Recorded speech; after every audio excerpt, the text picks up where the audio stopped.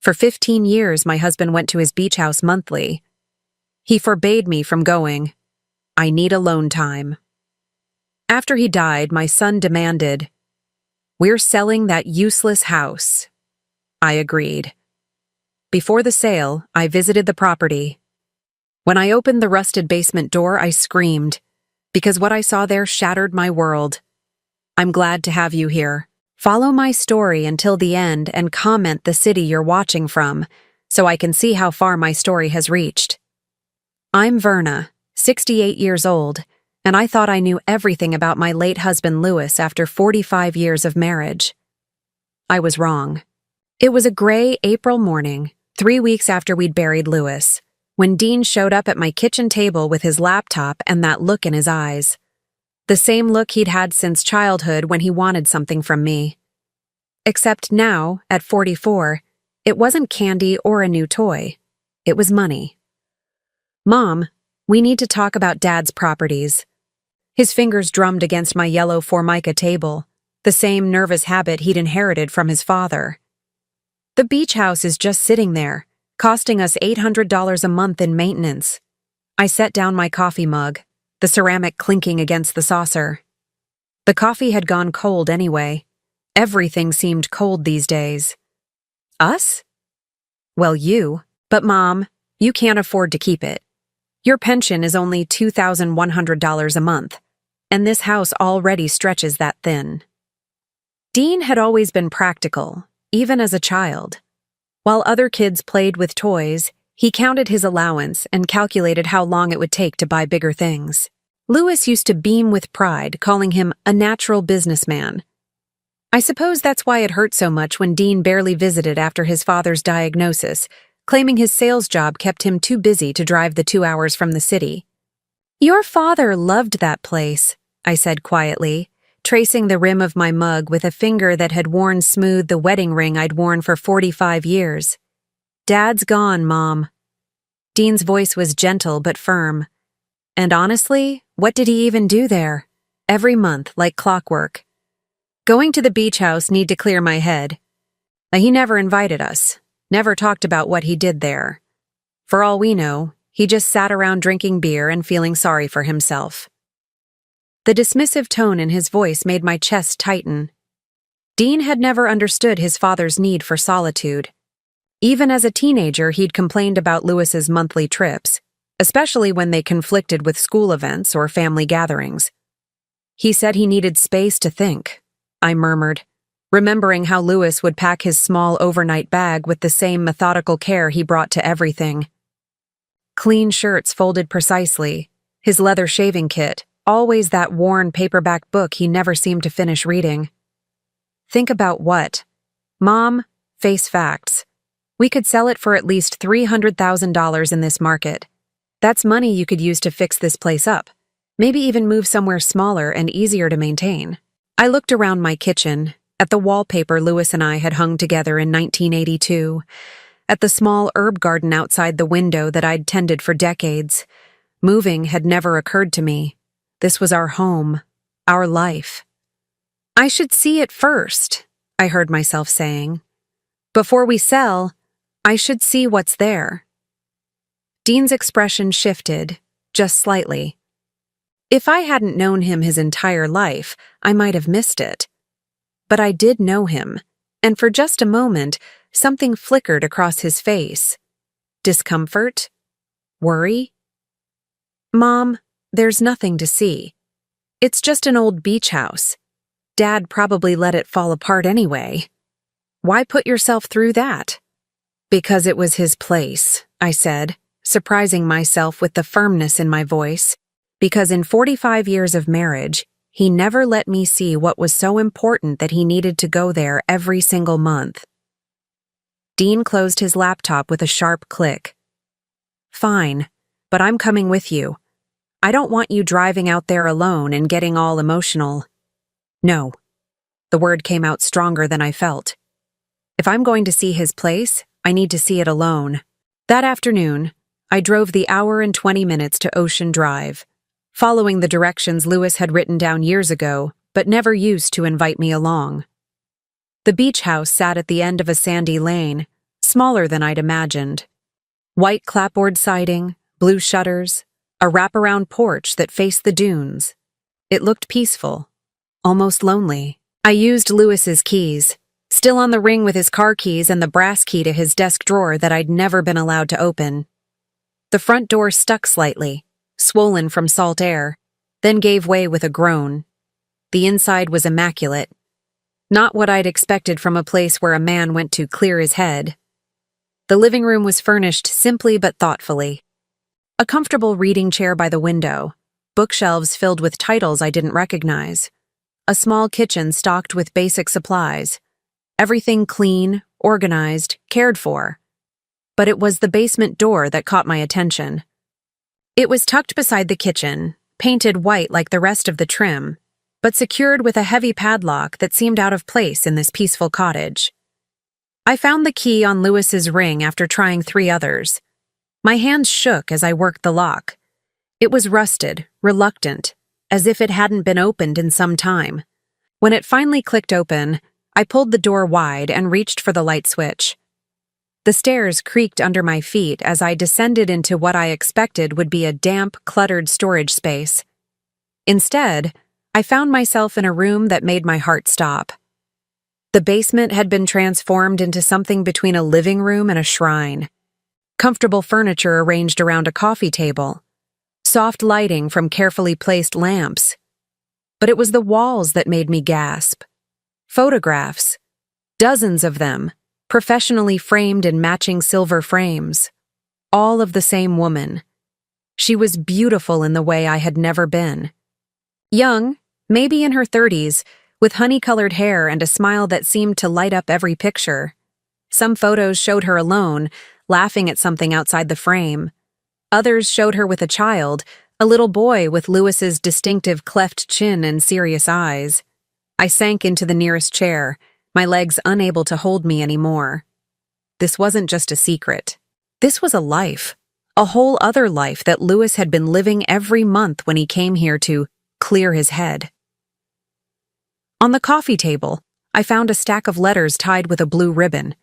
My fingers trembled as I untied it and opened the first envelope. The handwriting was Lewis's, but softer somehow, more careful than the grocery lists and birthday cards he'd written to me. "My dearest Sarah," it began. "Coming to see you and Marcus is the only thing that keeps me sane. I count the days until I can hold you both again, until I can be the man I was meant to be instead of the one trapped in that other life." I dropped the letter as if it had burned me. Sarah. Marcus. Names that meant nothing to me, but apparently everything to Lewis. There were more letters, more photos, pictures of birthday parties I'd never attended, Christmas mornings that had happened without me. The little boy, Marcus, growing older in the frames, from toddler to what looked like a young man in his 20s. How long had this been going on? How many years had Lewis been living this double life while I waited at home, wondering why he seemed so distant after his monthly trips? I found a calendar on the small desk in the corner, marked with dates and notes in Lewis's handwriting. Sarah's birthday, flowers ordered. Marcus's graduation, arrange time off. Anniversary dinner, make reservation at Giuseppe's. Anniversary. They had an anniversary. My chest felt tight, like I couldn't get enough air. I climbed the stairs on unsteady legs, desperate to get out of that room, out of that house, away from the evidence that my entire marriage had been a lie. But as I reached for the front door, my phone rang. Dean. "Mom, how's it going out there? Find anything interesting?" I stared back toward the basement door, at the secrets Lewis had kept locked away. "No," I heard myself saying. "Nothing interesting at all." "Good. So we can list it next week?" I closed my eyes, seeing again those photos. That beautiful woman, that child who had Lewis's eyes and smile. "Yes," I whispered. "We can list it." But as I hung up the phone, I realized I wasn't ready to walk away. Not yet. Not until I understood exactly what Lewis had done to me, to us, to the life I thought we'd built together. I locked the front door and drove home in a daze, my mind spinning with questions I wasn't sure I wanted answered. But one thing was certain. I would be going back to that house, to that basement, to find out just how completely my husband had betrayed me. What I didn't know yet was that the beautiful woman in the photos wasn't the worst part of Lewis's secret. The worst part was who else knew about her. I couldn't sleep that night. Every time I closed my eyes, I saw Sarah's smile, that little boy's face, the careful way Lewis had arranged those photographs like precious treasures. By 5 a.m, I gave up on rest and made coffee with hands that still trembled. Dean called before 7. "Mom, I've got the realtor coming by at 11 to look at the beach house. Can you meet us there?" "No," I said quickly. Too quickly. "What do you mean, no? Mom, we agreed." "I need more time to go through Lewis's things.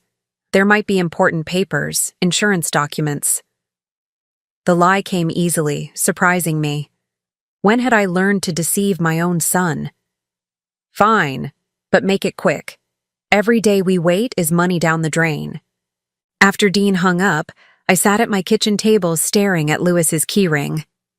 Such a small thing to hold such enormous secrets. I thought about calling Dean back, telling him what I'd found, but something stopped me. Maybe it was pride. Maybe it was the need to understand the full scope of my husband's betrayal before I admitted to my son that I'd been a fool for 45 years. By 8:30, I was driving back to Ocean Drive. The morning sun cast long shadows across the dunes, and the beach house looked different in the light. More welcoming somehow, as if it were eager to share its secrets. This time, I went straight to the basement. The photograph seemed even more painful in daylight. Sarah's beauty was undeniable. But it was more than that. In every picture, she looked genuinely happy. Not the careful smile I'd perfected for family gatherings, but pure joy.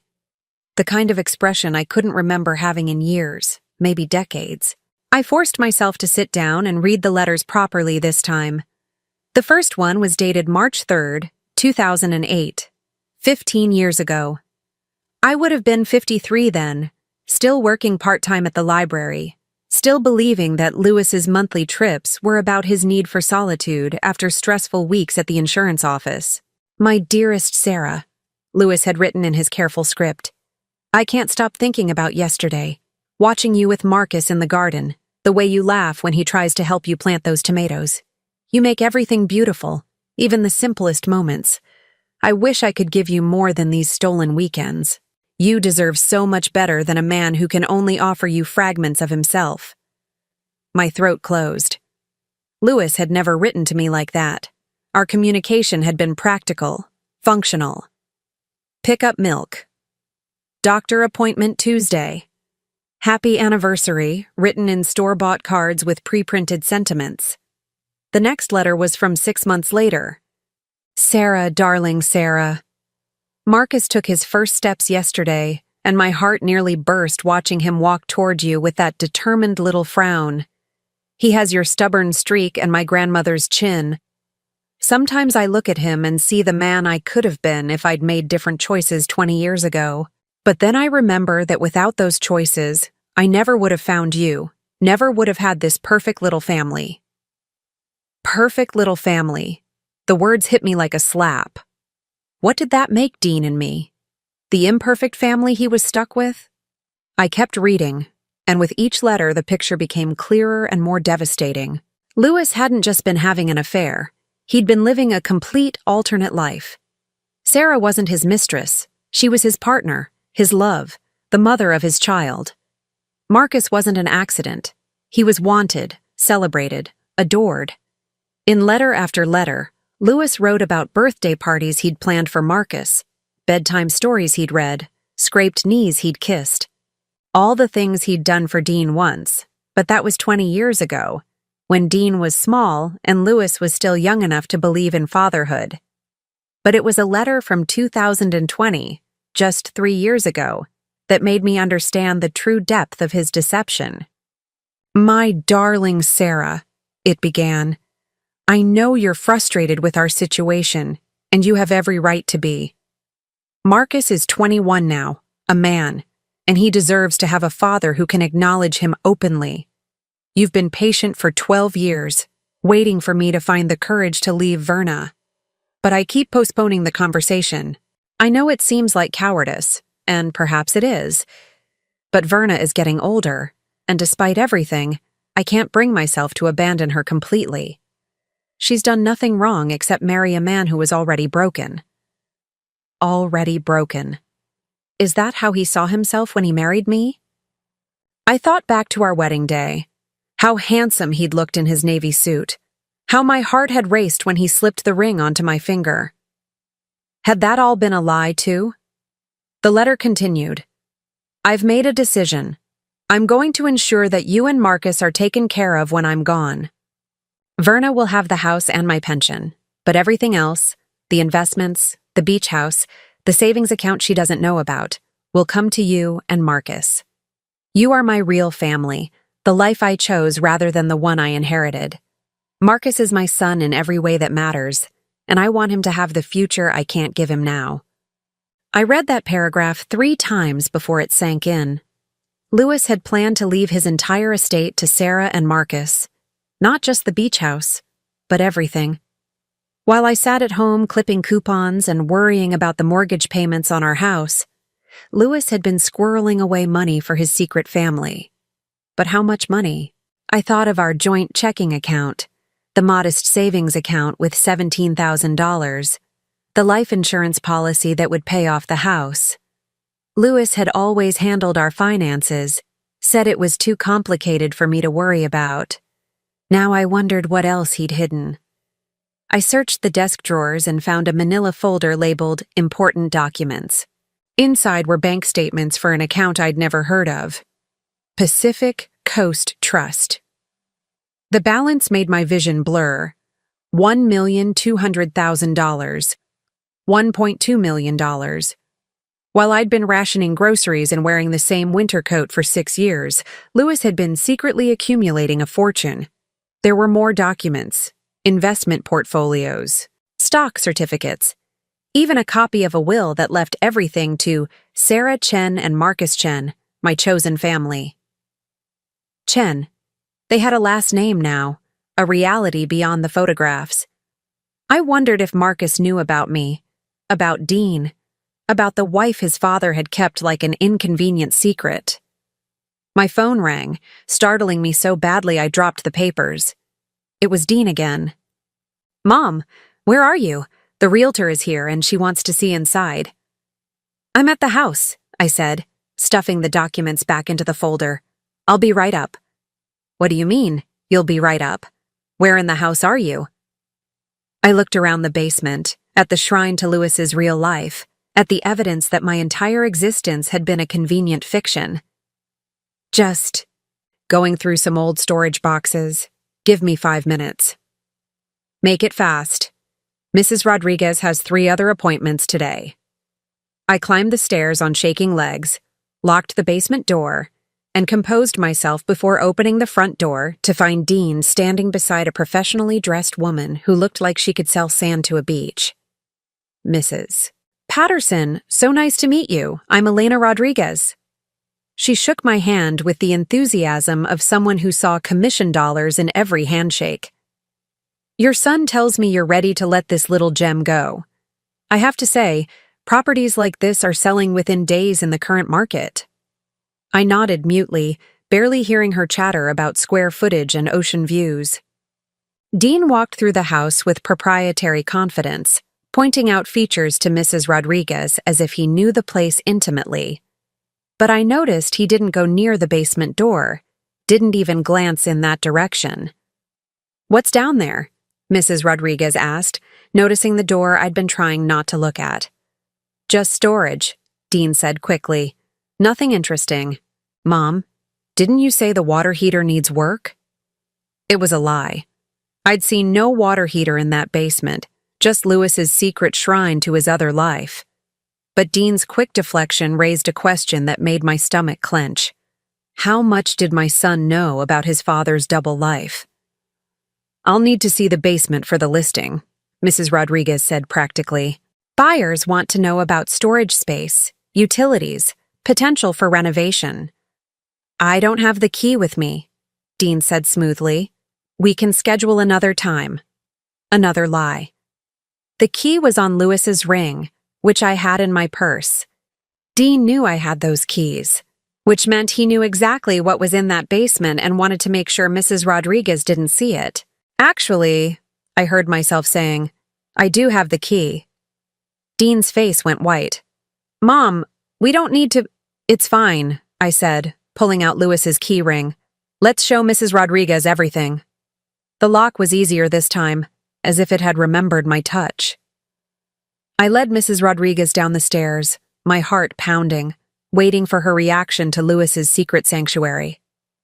But when we reached the bottom, Mrs. Rodriguez just nodded approvingly at what looked like an ordinary basement family room. Comfortable furniture, good lighting, nothing remarkable. The photographs were gone. The letters, the documents, the calendar. All of it had vanished. Nice space, Mrs. Rodriguez said, making notes. Finished basement definitely adds value. I stared at the blank walls, the empty coffee table. Someone had stripped away every trace of Sarah and Marcus, every piece of evidence that Lewis had lived a secret life. The only question was when and who had done it. Dean was quiet during the drive home, but I could feel his relief rolling off him in waves. Finally, as we pulled into my driveway, I turned to face him. You've been here before, I said. It wasn't a question. He kept his hands on the steering wheel, looking straight ahead. Mom, how long have you known about Sarah and Marcus? For a moment, I thought he might keep lying. Then his shoulders sagged, and 44 years of my son's life fell into place like puzzle pieces I'd been trying to force into the wrong picture. Since I was 20, he said quietly. Dad told me when I got serious about Jennifer. Said it was time I understood that sometimes men make choices they have to live with. 20. Dean had known about his father's secret family for 24 years, which meant every holiday, every anniversary, every time I'd wondered why Lewis seemed distant after his beach house trips, Dean had known the truth. Did you help him hide the money too? Dean finally looked at me, and in his eyes, I saw something that chilled me more than all of Lewis's letters combined. Pity. Mom, he said gently. What money? Dean's question hung in the air between us like a loaded gun. What money? He'd asked, as if he genuinely didn't know about the $1.2 million hidden in Pacific Coast Trust. But I'd seen the bank statements, held them in my own hands just hours ago. The account at Pacific Coast Trust, I said carefully. $1.2 million. Dean's eyebrows rose in what looked like genuine surprise. Mom, there's no account like that. Dad's estate was pretty simple. The house, his pension, and about $20,000 in savings. The lawyers went through everything. I stared at my son, searching his face for signs of deception. Dean had always been a terrible liar as a child. When he broke my favorite vase at age 8, his guilt was written across his features like headline news. But now, at 44, he looked genuinely confused. I saw the statements, I insisted. Bank documents, investment portfolios, all with Sarah and Marcus's names on them. Mom. Dean's voice carried that careful tone people use when they're worried about someone's mental state. Are you sure you saw what you thought you saw? You've been under a lot of stress since Dad died. Sometimes grief can make us see things, imagine things that feel real. The condescension in his voice sparked something hot and defensive in my chest. I'm not senile, Dean. I know what I saw. I believe you think you saw something. But Mom, if Dad had that kind of money hidden away, don't you think I would have known? I helped him with his finances the last few years when his arthritis got bad. I know every account, every investment. But even as Dean tried to convince me I'd imagined it all, I noticed he didn't deny knowing about Sarah and Marcus. He'd admitted to that truth easily enough. Why lie about the money? Take me back to the house, I said. Mom, we just left. Take me back, Dean. Now. The drive back to Ocean Drive was silent and tense. Dean kept shooting worried glances at me, probably planning how to gently suggest I see a doctor about my confusion. But I wasn't confused. I knew what I'd seen, what I'd held in my hands. The beach house looked exactly the same as we'd left it an hour earlier, but something felt different. When I unlocked the front door, the air smelled wrong. Not just the usual salt and pine, but something else. Something recent. Human presence. I went straight to the basement door. Dean followed reluctantly, his footsteps heavy on the stairs behind me. The basement was exactly as we'd left it after Mrs. Rodriguez's visit. Clean, ordinary, empty of any evidence of Lewis's secret life. But now I was looking more carefully. The walls had been recently painted. I could smell the faint chemical tang of fresh paint under the basement mustiness. The furniture was positioned to cover electrical outlets, as if someone had needed to access them recently to remove fixtures. "See?" Dean said behind me. "Just storage space." But I was examining the coffee table where I'd found the letters. When I looked closer, I could see faint outlines in the dust where picture frames had been sitting. Someone had cleared this room, but they'd done it recently. Very recently. "Who else has keys to this house?" I asked. Dean hesitated. "Just us, as far as I know." "Dean," I turned to face him, "I need you to tell me the truth, all of it." My son stood at the bottom of those basement stairs looking like the 8-year-old boy who'd broken my vase, guilty and cornered. Finally, he sighed. "Dad gave Sarah a key years ago. But Mom, she's not.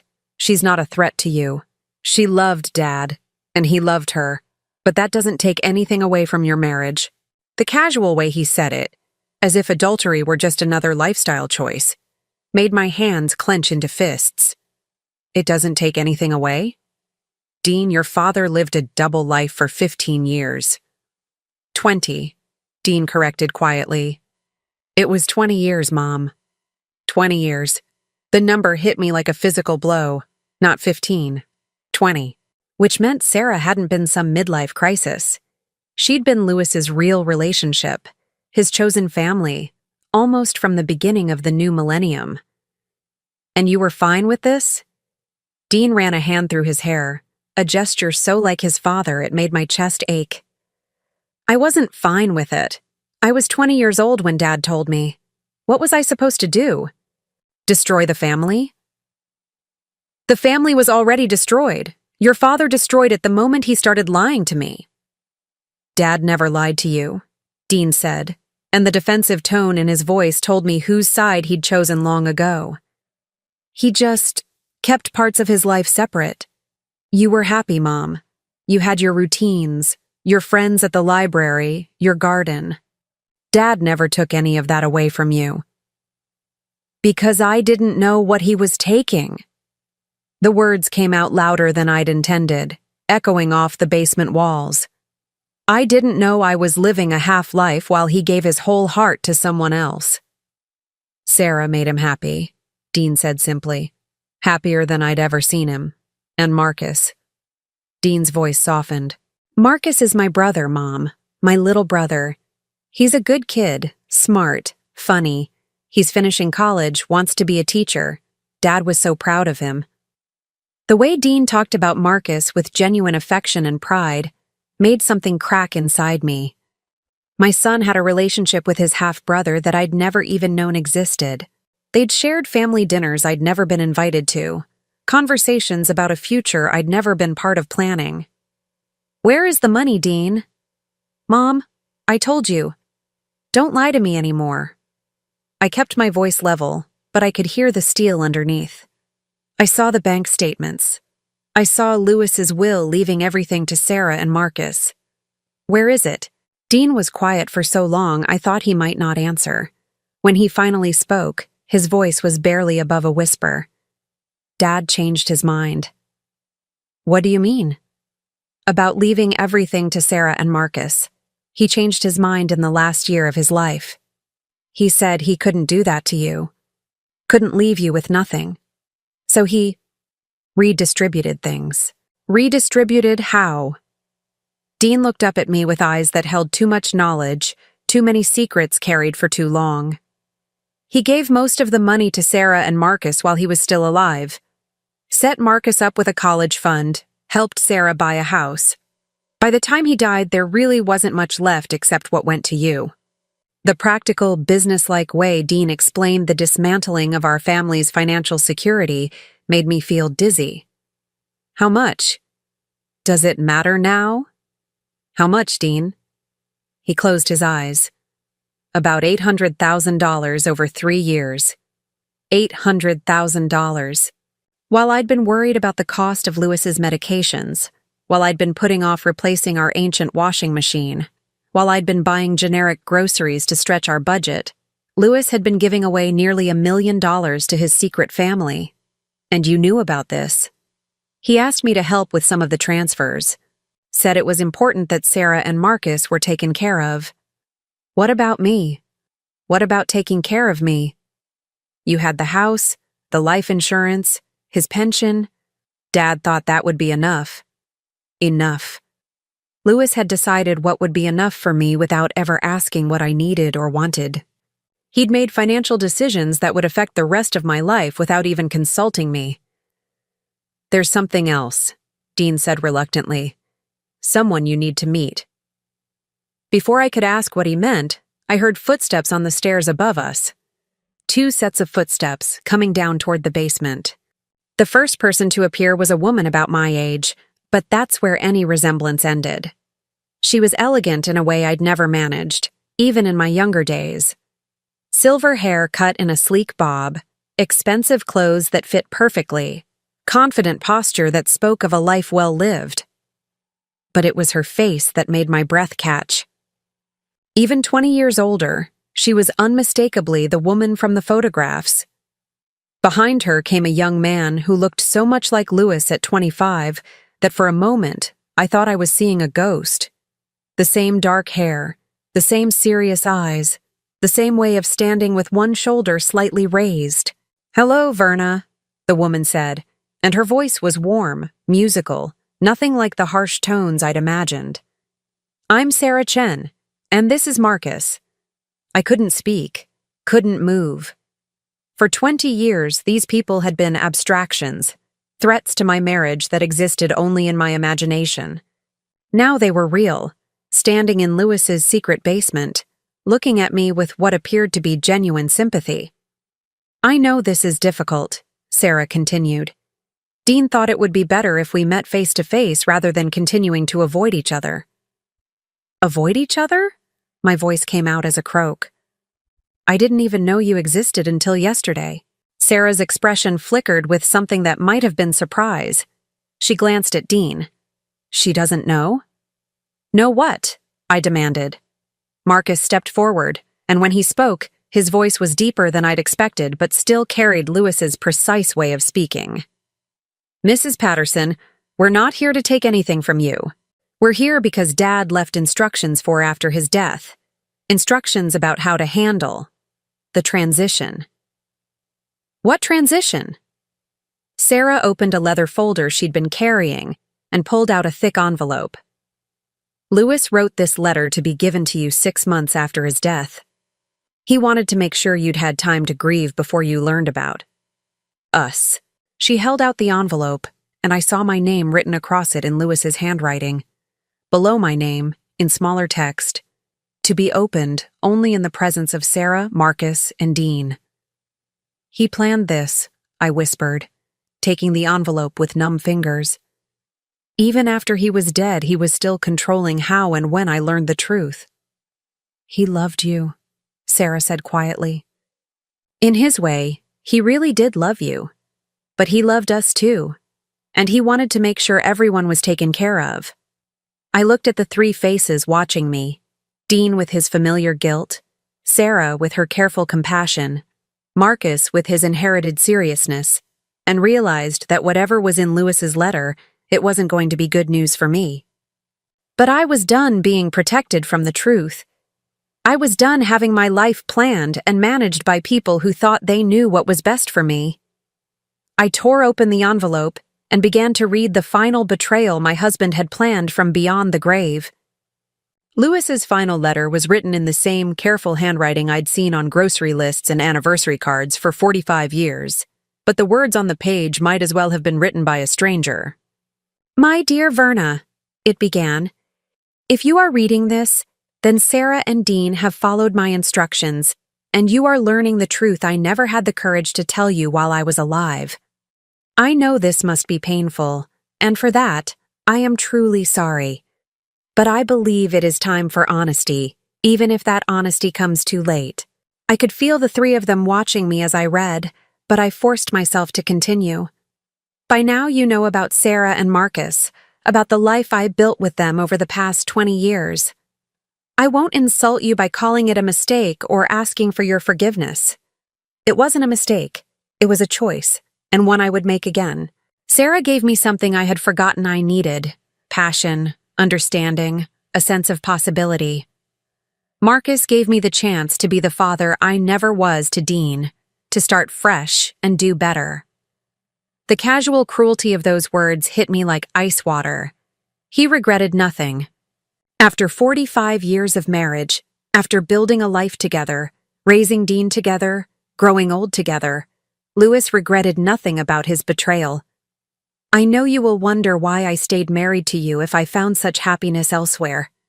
The truth is, I stayed because it was easier than leaving, and because despite everything, I did care about you. You deserved better than abandonment, even if you also deserved more than half a husband. Half a husband. Is that what I'd had all these years? The leftover pieces of a man whose heart belonged to someone else? I have tried to arrange things so that everyone I love will be taken care of. Sarah and Marcus have their house, Marcus has his education funded, and Sarah has enough to live comfortably. You have our house, my pension, and the life insurance policy. But there is one more thing I need to tell you. One final arrangement I have made. My hands were trembling so badly I could barely hold the letter steady. Beside me, I could hear Dean shifting nervously, and I knew whatever was coming next would be the worst of it. The beach house will not be sold. It belongs to Sarah and Marcus now, legally transferred to them 3 months before my death. It is their inheritance, their piece of the life we built together. But more than that, it is where Sarah plans to live now that there is no reason for secrecy. I looked up sharply at Sarah, who was watching me with something that might have been pity. "You're moving here?" "I already have," she said softly. "Last month. The apartment in the city was too expensive, and this place. It holds so many memories of Louis. I want to be near them." "It's beautiful here," Marcus added, and there was genuine enthusiasm in his voice. "Quiet, peaceful, great place for Mom to write." "Write?" "Sarah is a novelist," Dean said, speaking for the first time since the letter reading began. "She's published 4 books. Dad was so proud of her work." Published novels. Another piece of Sarah's life that was more accomplished, more interesting than anything I had ever done. While I'd been checking out library books and tending my small garden, Louis's real partner had been creating art, building a career, living a full and meaningful life. I looked back at the letter. I hope that in time, you and Sarah might find some way to coexist peacefully. You both loved me in different ways, and I loved you both. Dean has agreed to help facilitate this transition, and I trust him to handle any difficulties that may arise. I know this is not the ending you might have chosen for our marriage, Verna, but it is the one that allows everyone to move forward with dignity. Dignity. Louis thought there was dignity in being replaced, in discovering that your entire adult life had been a performance for an audience of one while the real show happened elsewhere. There is one final gift I want to give you. In the safety deposit box at First National, you will find the deed to a small property in Arizona, near your sister Margaret. It is paid for, ready for you to begin fresh if you choose. I thought you might want to be closer to family who actually knows and loves the real you. The real me. As if Louis had any idea who that was after 45 years of lying to me. I set the letter down with hands that felt disconnected from my body. The basement was completely silent except for the sound of my own breathing and the distant crash of waves against the shore. Arizona, I said finally. It's a nice little place, Dean said quickly. I helped Dad find it. 2 bedrooms, a small yard, close to Aunt Margaret's retirement community. You'd have your pension, and the cost of living is much lower there. You've seen it. We all have, Sarah said gently. Louis wanted to make sure it was perfect for you. He flew out with Dean and Marcus last year to look at it. All of them. My husband, my son, and his secret family had taken a trip together to find a place to send me. They'd walked through what was supposed to be my new home, probably discussing how to break the news to me, how to manage my reaction, how to make their betrayal seem like kindness. When were you planning to tell me about this arrangement? I asked. The letter was supposed to be given to you last month, Marcus said. 6 months after Dad died. But Dean thought, well, he thought you might need more time to adjust. Adjust to what? To the idea of sharing Dad's legacy, Dean said carefully. To understanding that his love wasn't exclusive, sharing. As if love were a pie that could be divided into neat slices. As if the fact that Louis had loved Sarah more didn't mean he'd loved me less. How long have you 3 been planning this together? I asked. It's not like that, Mom, Dean started, but Sarah held up a hand. It's exactly like that, she said, and I was surprised by her directness. Louis asked Dean to help coordinate things, and Marcus and I have been working with Dean to make sure the transition would be as smooth as possible. We all want what's best for you. What's best for me? I stood up slowly, my knees protesting after sitting in that basement for so long. And what you think is best for me is to disappear to Arizona so you can all live happily ever after in the house I helped pay for 15 years. Verna, Sarah said, and there was genuine concern in her voice. This doesn't have to be adversarial. We could be friends. We could support each other. We both love the same man. No, I said, and my voice came out stronger than I felt. We didn't love the same man. You loved the real Louis, the one who chose you and planned a future with you and traveled across the country to find you a place to live. I loved a fiction, a husband who existed only when you weren't around. Marcus shifted uncomfortably. Mrs. Patterson, Dad really did care about you. He talked about you all the time, about how good you were, how patient. Patient, I repeated, like a well-trained dog. That's not what he meant, Dean said quickly. Mom, you're upset, and I understand why. But this doesn't have to be the end of the world. You could have a fresh start in Arizona. Aunt Margaret would love to have you closer. You could make new friends, find new interests. New interests. I looked around the basement that had been Louis's shrine to his real life, at the 3 people who had conspired to manage my future without my input. What if I don't want a fresh start? What if I want to stay right here and fight for what's mine? This house isn't yours, Sarah said, and for the first time, her voice carried an edge. Legally, it belongs to Marcus and me now. We have the deed. I see.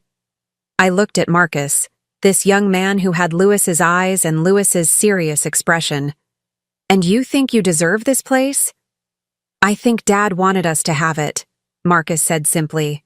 He spent 20 years of his life here with us. It's our family home. Our family home, not mine, not Dean's, theirs. What about the furniture, the personal items, the books Louis kept here? We'd be happy to let you take anything that has sentimental value, Sarah said graciously, as if she were doing me a favor by allowing me to claim remnants of my own husband's life. I walked slowly around the basement, seeing it now not as Louis's secret sanctuary, but as evidence of my own stupidity. How had I never questioned his monthly trips? How had I accepted 45 years of emotional distance as normal? There is one thing I don't understand, I said, stopping in front of the 3 of them. Why tell me any of this? Why not just let me sell the house to strangers and find out later that the sale was invalid? Dean and Sarah exchanged a look. Because, Dean said reluctantly, the house sale would have triggered a legal review, and there are other properties, other assets that would have come to light eventually. We thought it would be better if you heard it from us. Other properties? A cabin in Colorado, Marcus said. A small investment property in Florida. Dad was thorough in his planning. More secrets, more assets that had been hidden from me, transferred to his real family while I'd been worrying about the electric bill. How much? I asked. In total. How much did Louis give you over the years? Verna, Sarah said softly. I don't think those details matter now. They matter to me. Marcus looked at his mother, then at Dean, then back at me. About $2.4 million, counting the properties and the education fund and the direct transfers. $2.4 million. While I'd been clipping coupons and buying generic cereal, Louis had been secretly transferring the equivalent of my entire lifetime earnings to his other family. I felt something inside me break, but it wasn't my heart. My heart had broken yesterday when I first saw Sarah's photographs. This was something deeper. This was the last thread of respect I'd had for the man I'd married, the last trace of love I'd carried for 45 years. I want you all to leave, I said quietly. Mom, Dean started, but I held up my hand. I want you to leave, and I want you to understand something. I may be 68 years old, and I may have been foolish enough to trust my husband and my son, but I am not going quietly to Arizona to make your lives more convenient. What does that mean? Sarah asked, and for the first time she looked worried. I smiled, and I could feel the coldness in my own expression. It means you haven't seen the last of me, not by a long shot. I walked up the basement stairs without looking back, leaving the three of them to figure out what I meant. I didn't know yet myself, but I knew one thing for certain. I was done being managed and manipulated. It was time for Verna Patterson to stop being patient. I drove home from the beach house in a haze of rage and humiliation, but underneath those familiar emotions, something new was growing. Purpose. For the first time in 45 years, I had a goal that belonged entirely to me. I was going to find out exactly what Louis had hidden from me, and I was going to use that knowledge to take back control of my own life. The safety deposit box at First National Bank was my first stop the next morning. The Arizona property deed was exactly where Louis's letter said it would be, along with several other documents that made my hands shake as I read them. The Arizona house wasn't a gift, it was a bribe. The deed showed that Louis had purchased it for $160,000, but there were strings attached. According to the legal documents, I could live there rent-free for the rest of my life, but I couldn't sell it, couldn't modify it, and when I died, it would revert to Marcus Chen. Even in death, Louis was controlling me, ensuring that I'd be grateful for his generosity while making sure his real heir ultimately inherited everything. But there was another document in the safety deposit box that Louis apparently hadn't told anyone about. A handwritten note dated just 2 weeks before his death. I have made so many mistakes, it began. I thought I was protecting everyone by keeping my two lives separate, but I was only protecting myself. Sarah deserves better than secrecy. Verna deserves better than lies. And both of them deserve better than a coward who was too selfish to choose. I read the note 3 times before its implications sank in. This wasn't the confident, controlling Louis who had orchestrated everyone's future from beyond the grave. This was a man wrestling with guilt, having second thoughts about the elaborate deception he'd constructed. The note continued. If something happens to me before I can make this right, the whole truth is hidden where only Verna will think to look. She knows me better than anyone, even if I never let her see the real me. Behind our wedding photo, in the hollow space I carved in the wall during our first year of marriage. She was the only one who knew about my hiding places then, before I learned to keep secrets from her too. I folded the note with trembling hands. Our wedding photo hung in the bedroom, the same spot it had occupied for 44 years. I dusted around it weekly, straightened it countless times when the house settled and knocked it crooked. but I'd never thought to look behind it. The drive home took forever. Every red light, every slow driver ahead of me felt like a deliberate obstacle. By the time I pulled into my driveway, my hands were slick with nervous sweat. The wedding photo was heavier than I'd expected when I lifted it from its nail. Behind it, just as Lewis had written, was a small rectangular hole carved into the wall. Inside was a manila envelope, thick with documents. I carried everything to the kitchen table and spread it out under the bright fluorescent light. What I found there changed everything. Bank statements going back 5 years showed a very different financial picture than what Dean had described. The Pacific Coast Trust account I'd seen evidence of in the beach house basement was real, but it wasn't empty. The current balance was $1.8 million, and the account was held in trust with a very specific beneficiary, me. According to the documents, Lewis had set up the trust 3 months before his death. All the money he'd given to Sarah and Marcus over the years was being held in a separate account, intended as their inheritance only if I chose not to claim it. If I presented these papers to the bank, the entire amount would be transferred to my name immediately. But that wasn't the most shocking revelation in the envelope. There was a copy of Lewis's real will, dated just 1 week before his death. Not the version that left everything to Sarah and Marcus, and not the careful distribution that Dean had described. This will left everything to me, with a codicil that provided for Sarah and Marcus only if I chose to honor it. I have spent 20 years trying to live 2 lives, Lewis had written in the will's preamble, and I have succeeded only in cheating everyone I claimed to love. Verna has been denied the full attention and affection she deserved as my wife. Sarah has been denied the public acknowledgement she deserved as my partner. Marcus has been denied his rightful place as my acknowledged son. And Dean has been burdened with secrets that no child should have to carry. I sank into my kitchen chair, staring at the legal documents that turned everything I'd learned in the past 2 days upside down. Lewis hadn't planned to abandon me financially. He'd planned to give me the power to decide everyone's fate. But why hadn't Dean mentioned this will? Why had he and Sarah and Marcus presented me with such a different version of Lewis's intentions? The answer was in the final document in the envelope. A letter addressed to Dean, marked, "To be delivered only if Verna does not claim her inheritance within 60 days of my death." I opened it with hands that no longer trembled. Now I was just angry. "Dean," Lewis had written, "if you are reading this, it means that your mother has chosen to honor my original arrangements with Sarah and Marcus, rather than claim her full inheritance. I hope this means she has found peace with the truth and has decided to start fresh in Arizona.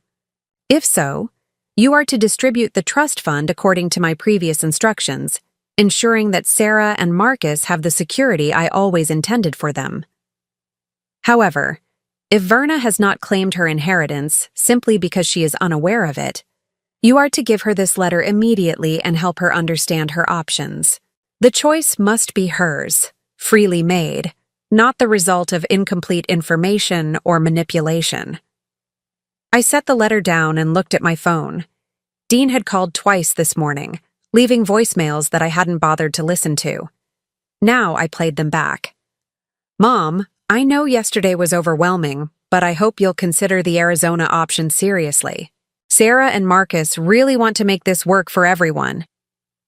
His voice was careful, measured, the tone of someone trying to manage a delicate situation. The second message was more urgent. "Mom, call me back.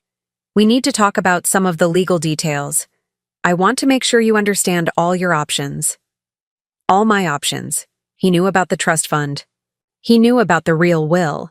And he deliberately let me believe I was being discarded, abandoned, given the leftover scraps of Lewis's estate, while his father's real family inherited everything that mattered.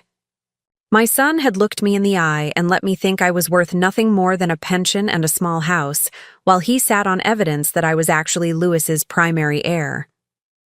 I called Dean back. He answered on the first ring. "Mom, thank God. Are you okay? You left pretty abruptly yesterday." "Dean," I said, my voice calm and level, "I found your father's real will." silence. I also found the trust fund documents, and the letter explaining what you were supposed to do if I didn't claim my inheritance. Mom, let me explain. You have been lying to me for the past 3 days. You, Sarah, and Marcus have been manipulating me into giving up an inheritance worth almost $2 million. It's not like that, Dean said, but his voice had lost its confident tone. We were trying to honor what Dad really wanted. What your father really wanted was for me to have the choice. That's why he set up the trust fund. That's why he wrote that letter to you. But you decided to take that choice away from me. You don't understand the whole situation, Dean said desperately. Sarah and Marcus have been depending on that money. Marcus still has graduate school to pay for.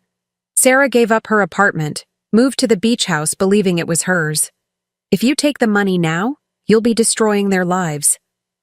The way they destroyed mine? Mom, that's not fair. They never knew you existed until Dad got sick.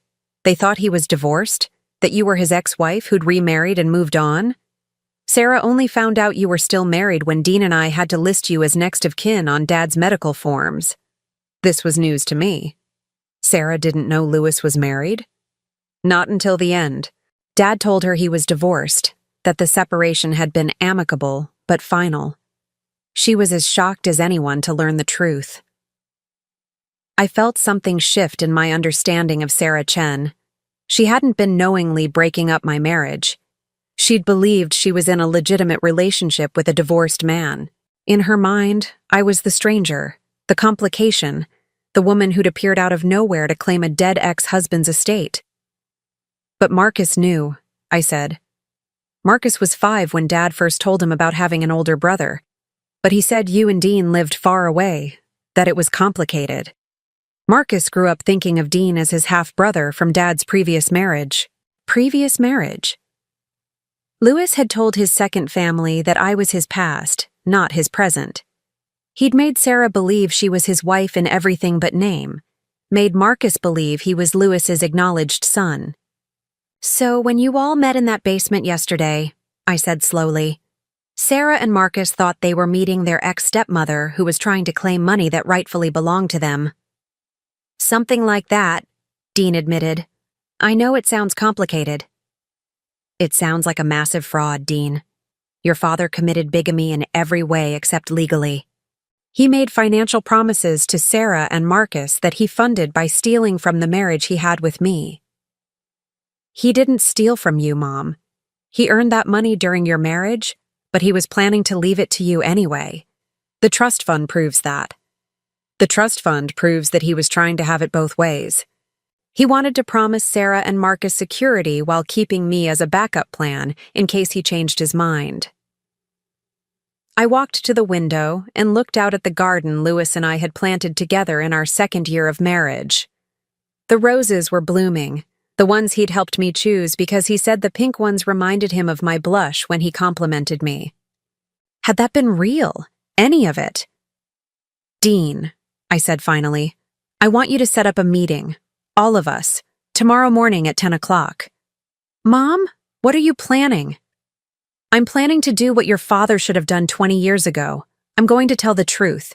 I hung up before he could respond, then sat down to plan exactly what I was going to say to the woman who'd unknowingly stolen my husband and the young man who'd been raised to believe he was more important than me. But first, I had a phone call to make. Margaret answered on the third ring, her voice bright and cheerful from her retirement community in Arizona.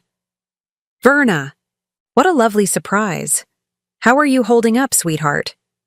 Margaret, I said, how would you feel about a house guest? Possibly a permanent one.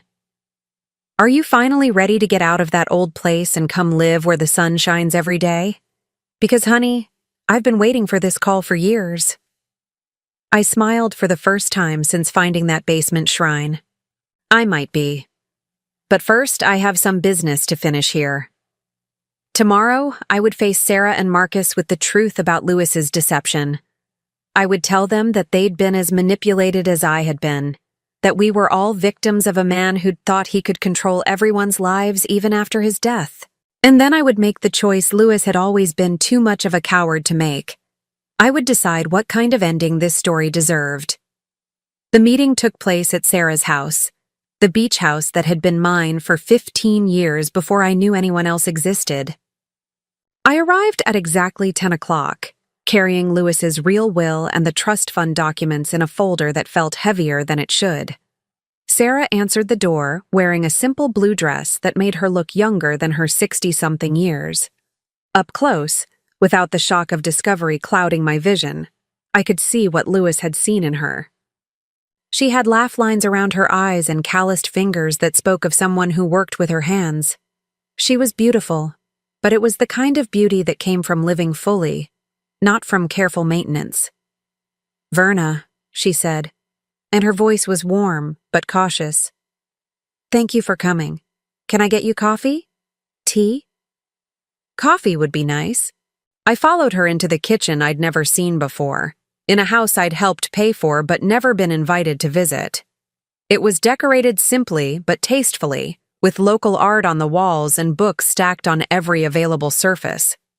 This wasn't the lair of a husband-stealing manipulator. This was the home of a woman who'd thought she was building a life with the man she loved. Dean and Marcus were already seated at the small dining table. Marcus stood when I entered, and I was struck again by how much he looked like Lewis at that age. But where Lewis had carried himself with careful control, Marcus seemed more open, more genuinely at ease. "Mrs. Patterson," he said, offering his hand. "I'm glad we can talk." I shook his hand, studying his face. "Please, call me Verna. We're family, apparently. Complicated family, but family nonetheless." Sarah set a cup of coffee in front of me, and I noticed her hands were trembling slightly. "Dean told us you found some additional documents." I did. I opened the folder and spread Lewis's real will across the table. "It seems your husband wasn't entirely honest with any of us about his final intentions." The three of them read in silence.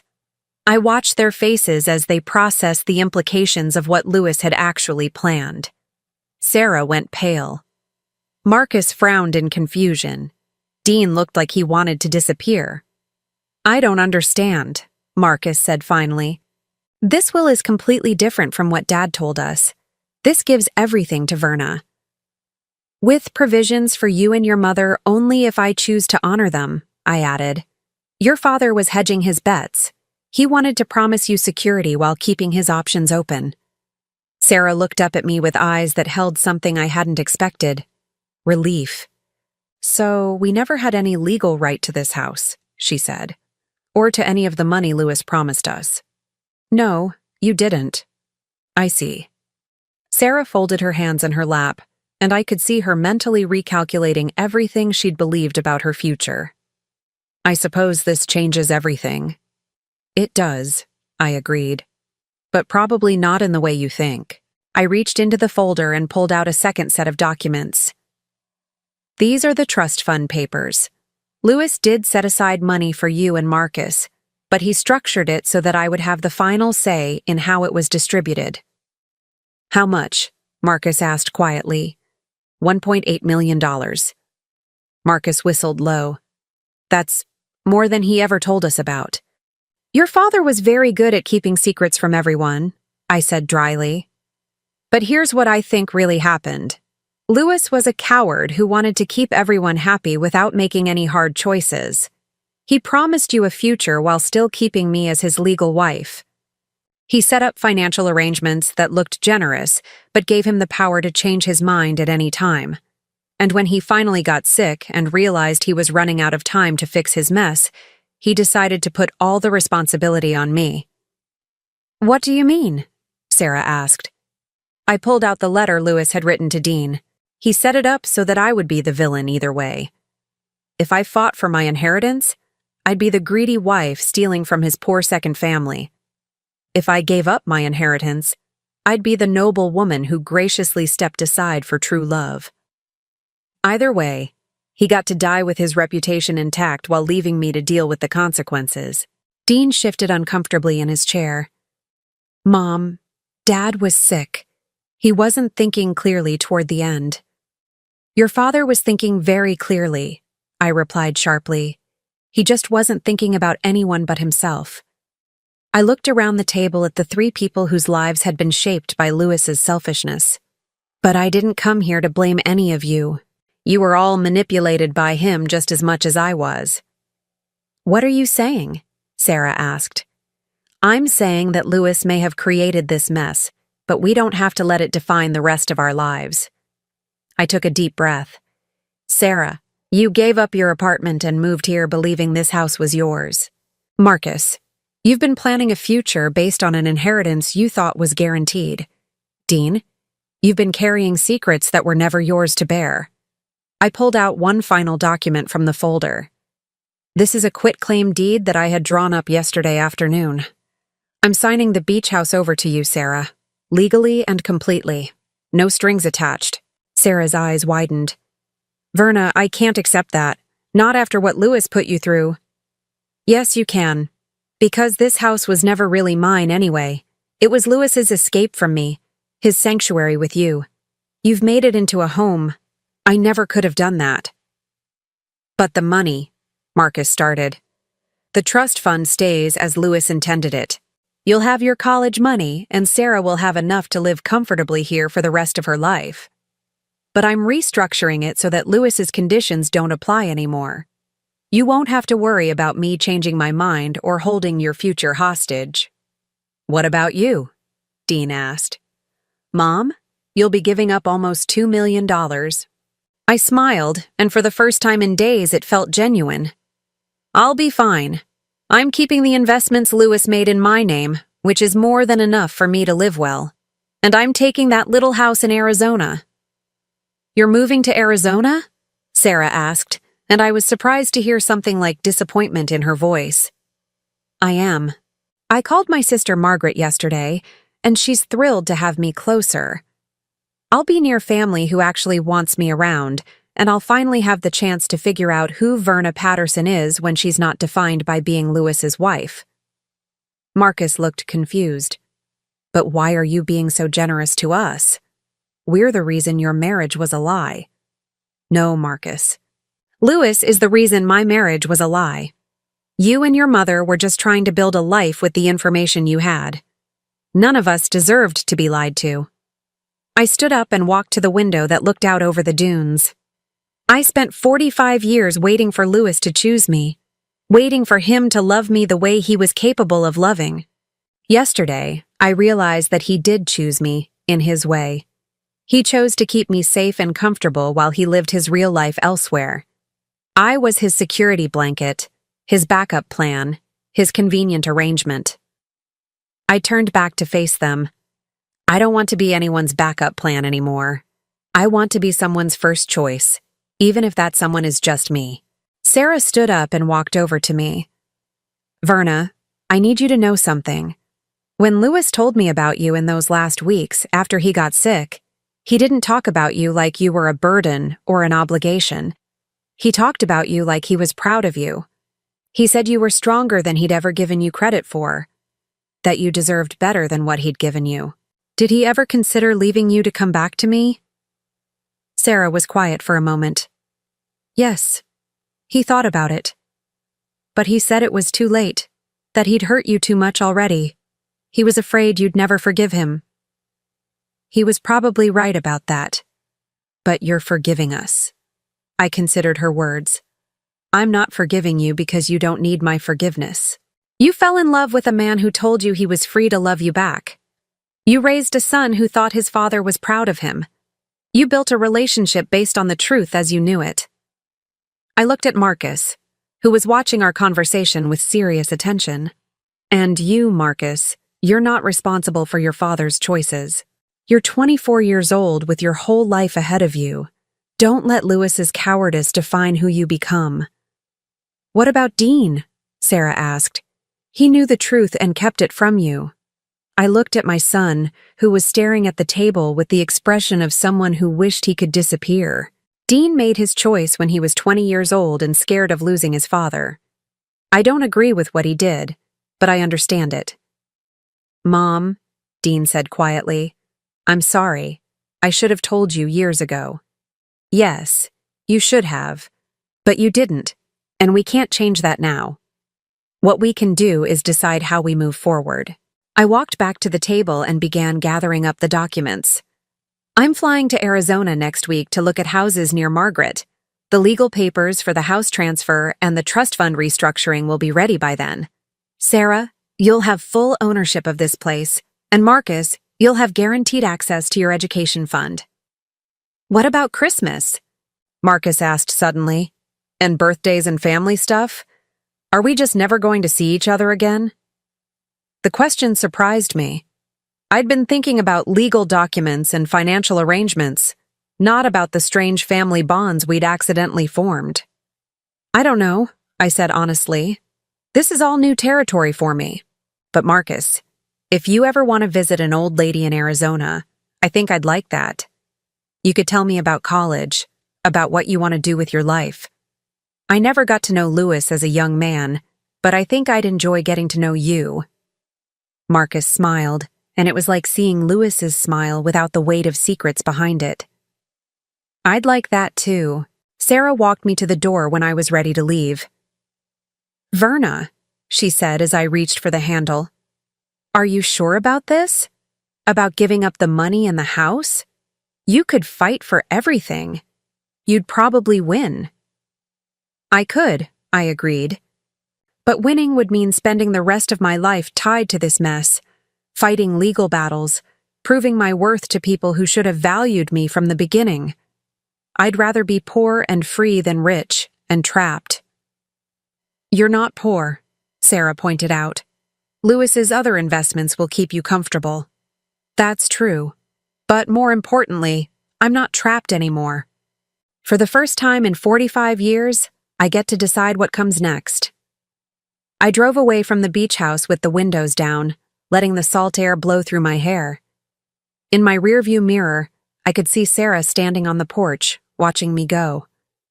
She raised her hand in a small wave, and I found myself waving back. 3 weeks later, I was sitting on the porch of my new house in Arizona, watching the sunrise paint the desert mountains in shades of gold and pink. Margaret lived just 10 minutes away, and we'd already established a routine of morning walks and afternoon bridge games. My phone rang as I was finishing my first cup of coffee in my new kitchen. It was Marcus. Verna? I hope it's not too early to call. It's never too early for good news, I said, though I wasn't sure what news he might have. I got accepted to graduate school, full funding for my master's in education. I start in the fall. Marcus, that's wonderful. Your father would have been so proud. Actually, Marcus said, I was hoping you might be proud too. I know it's weird, but you're the closest thing to a grandmother I've got, and I wanted to share the news with family. I felt tears prick at my eyes.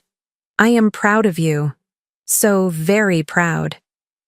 After we hung up, I sat on my porch for a long time, thinking about family and choice and the strange ways life can surprise you when you stop trying to control it. Louis had thought he was giving me a choice when he set up that trust fund, when he wrote those careful letters explaining my options. But he was wrong. The real choice wasn't about money or houses or inheritance. The real choice was about who I wanted to be when I finally stopped being Louis Patterson's wife. I chose freedom. I chose fresh air and desert sunrises and a sister who was genuinely happy to see me. I chose phone calls from a young man who wanted to share his victories with someone who cared. I chose myself, finally and completely. And for the first time in 68 years, that felt like more than enough. Now I'm curious about you who listened to my story. What would you do if you were in my place? Have you ever been through something similar? Comment below. And meanwhile, I'm leaving on the final screen 2 other stories that are channel favorites, and they will definitely surprise you. Thank you for watching until here.